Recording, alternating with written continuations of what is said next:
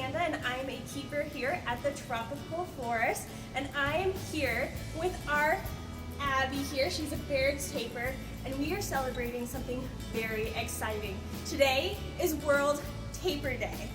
Woo! Abby is 16 years old, and in the wild they're going to generally live to be about 19 to 20 years. But in human care, they don't have to worry about finding food every day, getting sick, or predators. They can generally live to be about 30 years old. Now Abby is a pretty big girl. Hopefully she doesn't mind me saying that. She is about 650 pounds right now, and there's not many predators that are gonna try to take her on. But young tapirs are a little bit easier, but they have a trick up their sleeves. They're camouflaged. So baby Baird's tapirs are brown and they have white stripes, so they kind of look like a fuzzy watermelon. But generally those guys are only going to be hunted on by pumas and jaguars.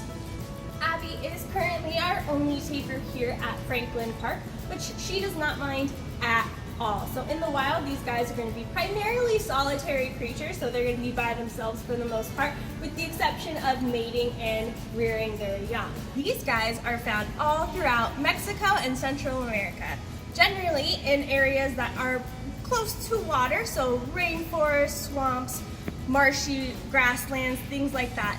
As you can see, Abby has her very own pool in her exhibit here at Franklin Park, which she can use to go swimming whenever she wants. Something super cool about her face, which you might notice, is that cool nose. So not only is it good for sniffing, it's also good for grabbing and picking leaves, but she can use it as a snorkel. So when she wants to go swimming and she wants to dive even deeper, she can just have her nose up top and it acts like a snorkel, so she can keep breathing while she's underwater. Abby is also nocturnal. So generally when you get to come see her, she's going to be asleep in her bed over in the corner of her exhibit. And generally she spends her day either snacking or napping, which is kind of how a lot of us are spending our quarantine right now. So she's a pro, just take it from Abby. Baird's tapirs are herbivorous, so that means that they're going to only be eating plant materials like grasses, twigs, leaves, fruits, vegetables. Here at Franklin Park, Abby's a little spoiled, so she gets things like alfalfa every single day, which is that green stuff in her exhibit. Most of the time she kind of likes to throw it around and make a mess of it and not necessarily eat it. She also gets greens like lettuce, carrots, sweet potatoes, and her absolute favorite, bananas. She loves bananas so much that she'll even eat the peel. Here you go, Abby.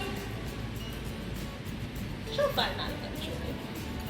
So these guys are really cool. When they're eating things like fruits, they're not actually going to eat a lot of the seeds. They'll actually eat the fruit around it and spit out the seeds, much like what we do. And in their native habitat, that works really well for seed dispersal, so that they're kind of like the gardeners of the rainforest, kind of planting seeds after they eat. Unfortunately, Baird's tapirs are endangered in the wild. Zoo New England is currently partnered with the Baird's Tapir Survival Alliance, which we help develop program materials to allow children to create and implement solutions to human-tapir conflicts. Another way that we work towards conservation of Baird's tapirs is through the Species Survival Plan, or the SSP. So that is where people much smarter than I am work together to conserve the genetic population within human care of Baird's tapirs.